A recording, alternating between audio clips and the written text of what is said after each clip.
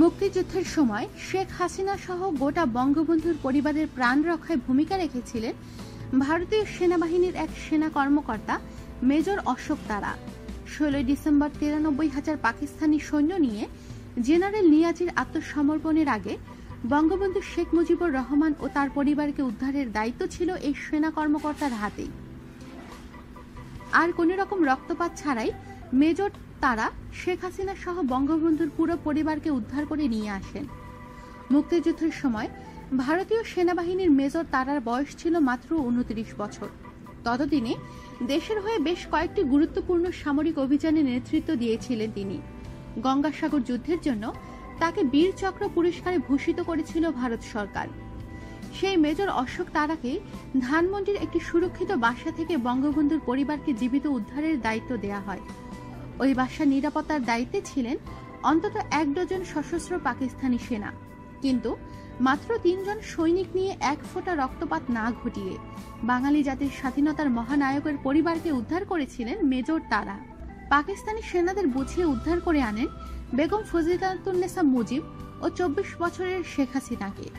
46 বছর আগের সেই দিনের কথা মনে করে এখনো মেজর তারার প্রতি অনন্ত কৃতজ্ঞতা রয়েছে বঙ্গবন্ধু পরিবারের।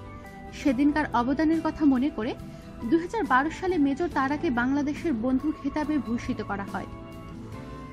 সেই ঘটনার প্রায় 46 বছর পর গত শনিবার প্রধানমন্ত্রী নরেন্দ্র মোদী ও বাংলাদেশের প্রধানমন্ত্রী শেখ হাসিনার উপস্থিতিতে সেই বীর ভারতীয় যোদ্ধাকে সম্মান জ্ঞাপন করতে গিয়ে আবেগপ্রবণ হয়ে পড়েন শেখ হাসিনা। 71-এর যুদ্ধে একটানা 13 দিনে ভারতের প্রায় 4000 সৈন্য শহীদ হন। এবার 7 বছর পরে বাংলাদেশের প্রধানমন্ত্রীর ভারত সফর উপলক্ষে স্বাধীনতা যুদ্ধে অবদান রাখা ভারতীয় সেনাদের সম্মানিত করার জন্য সম্মাননা অনুষ্ঠানের আয়োজন করা হয়। ওই অনুষ্ঠানে শেখ হাসিনার কাছ থেকে পুরস্কার নেন মেজর তারা। অনুষ্ঠানে মেজর তারা ও তার স্ত্রী আভাকে দেখে শেখ হাসিনা উৎফুল্ল হন। 71-এর মেজর তারা 1994 সালে ভারতীয় সেনাবাহিনী থেকে কর্নেল হিসেবে অবসর গ্রহণ করেন। এরপরও তিনি সেনাবাহিনীতে বাংলাদেশের বন্ধু হিসেবেই পরিচিত ছিলেন। গত রোববার বাংলাদেশ প্রধানমন্ত্রীর কাছ থেকে পুরস্কার নেওয়ার পর মেজর তারা বলেন, বাংলাদেশের প্রধানমন্ত্রী শেখ হাসিনা আমাকে দেখে খুবই খুশি হয়েছেন। মোদীকে তিনি ডেকে বলেন, অশোক তারাই প্রায় খালি হাতে আমাকে উদ্ধার করেছিলেন।